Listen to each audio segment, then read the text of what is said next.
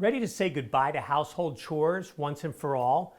Well, this new humanoid robot straight out of the Jetsons might do it. I'm Kurt the Cyber Guy. Follow me at cyberguy.com. Sign up for my newsletter when you're there. Now, remember Rosie the robot who did everything for Jane and George Jetson? Well, this Neo Gamma, a 65-inch tall humanoid robot with AI-driven conversation, human-like movement, and advanced object manipulation could be the next thing. Imagine waking up to the aroma of freshly brewed coffee served by your very own robot assistant. That's Neo Gamma for you, bringing a touch of luxury to your morning routine. Need help with those home improvement tasks? Neo's got your back.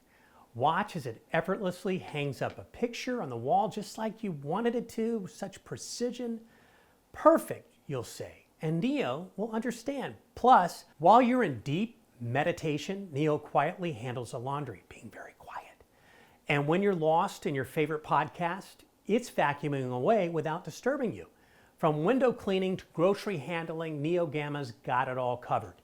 It's even mastered the art of wine service. Talk about having your own personal sommelier at home. After a long day of helping around the house, Neo knows when to give you space.